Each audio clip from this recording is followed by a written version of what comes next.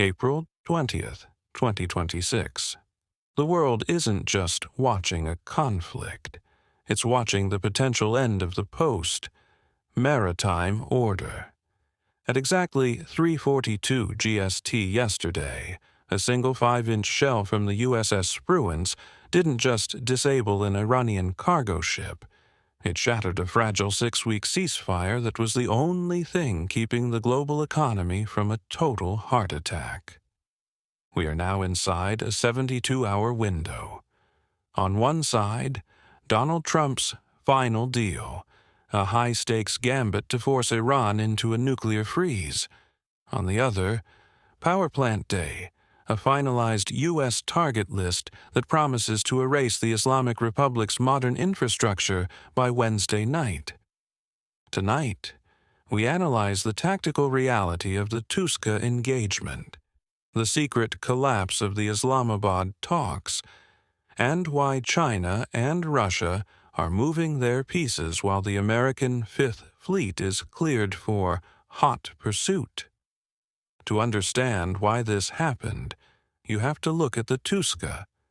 On paper, it's a civilian bulk carrier, but intelligence reports from the Abraham Lincoln Strike Group confirmed it was a mothership for the IRGC's Zulfikar-class suicide drones. These aren't just toys.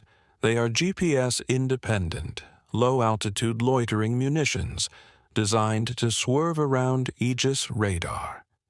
The Spruance issued 3 warnings on bridge-to-bridge Channel 16. The Touska stayed silent. When the ship suddenly altered course toward a deployed U.S. boarding team in RHIBs, Commander Sarah Higgins made a call that will be studied in naval academies for decades. She didn't use a harpoon missile. She didn't sink the ship. She ordered a single surgical kinetic interdiction. The Mk-45 5-inch gun fired 1 round directly into the Touska's engine room. This was a message. We can touch you without killing you, for now. Within 15 minutes, the engine room strike became the official Trump doctrine. The president's post was blunt. The Touska found out. We have the ship. We have the drones. Tehran, your clock is ticking. But the response from Tehran wasn't a retreat. It was a total severance. The April 8th ceasefire, the Ramadan truce, is officially dead. Iran's legal medicine organization has reported over 3,300 casualties since the naval blockade began last month. The Touska was the final straw. Supreme Leader Khamenei has reportedly moved into the Nizam bunker system, and the hot alert is active.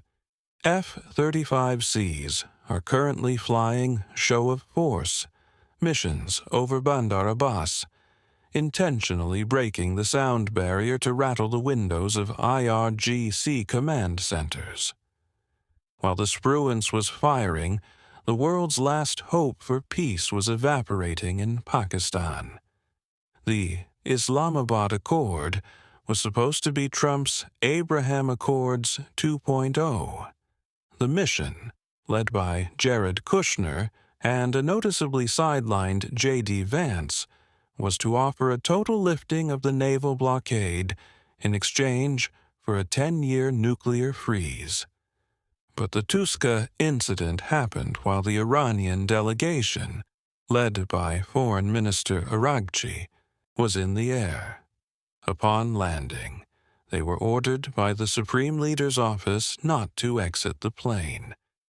The empty chair image has become the symbol of 2026, American diplomacy waiting at the table while the military is already pulling the trigger. The sticking point isn't just uranium, it's Operation Nuclear Dust. The U.S. demanded persistent remote surveillance, 24/7 unedited video feeds from inside the Zagros Mountain Bunkers. To Iran, this is sovereign suicide. Defense Secretary Pete Hegseth confirmed this morning that if those feeds aren't live by Wednesday, power plant day begins. The target list is no longer just missile sites. It is the Iranian electrical grid, the water desalination plants in Bushehr, and the telecommunications backbone. The goal isn't an invasion. It's the technical erasure of Iran as a functioning modern state. While the world's eyes are glued to the Persian Gulf, Vladimir Putin is exploiting the distraction. The proposed 32-hour Orthodox Easter ceasefire was a mirage. In the last 48 hours, Russia has launched a record-breaking 650 drones across Ukraine. But more concerning is the debut of the Oreshnik platform. This is a Merva-capable ballistic missile, multiple independently targetable re-entry vehicles, designed to overwhelm Patriot batteries. Strikes on civilian infrastructure in Lviv and Kiev suggest Russia is testing the West's split-focus capacity. They know the U.S. Navy is pinned in the Middle East, and they are betting that Washington won't risk a two-front escalation.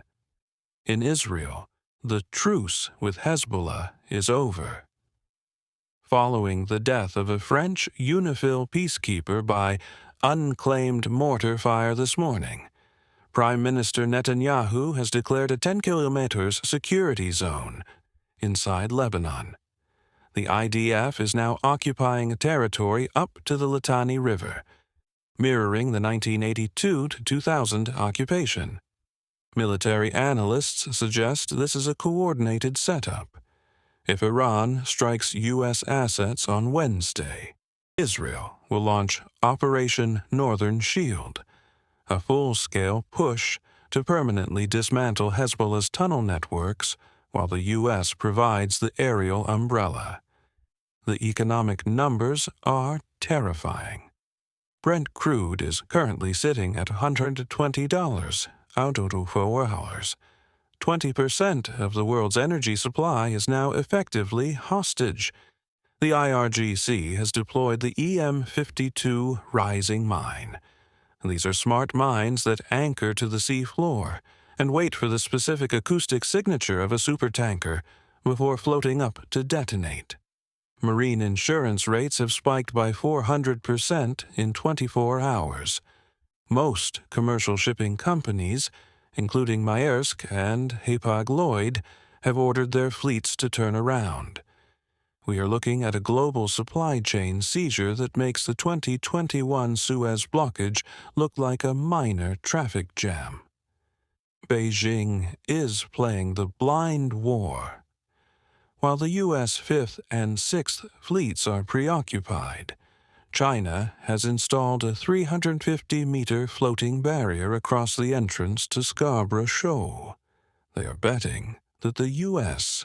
7th Fleet is too stretched to interfere. By the time the smoke clears in Iran, China may have fundamentally redrawn the map of the South China Sea without firing a single shot at an American ship. We are now in the endgame.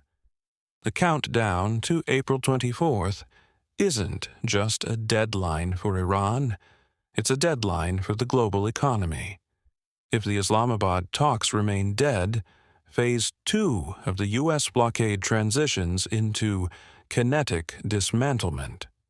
The engine room strike on the Touska was a tactical success, but a strategic gamble. It proved the U.S. can hit with precision, but it also backed the Iranian regime into a corner where total war might be their only path to survival. Is this Trump's masterclass in peace through strength, or have we finally reached the point of no return? The Strait is closed, the ships are turning away, and the world is waiting for the clock to hit zero. What is your 0-hour plan?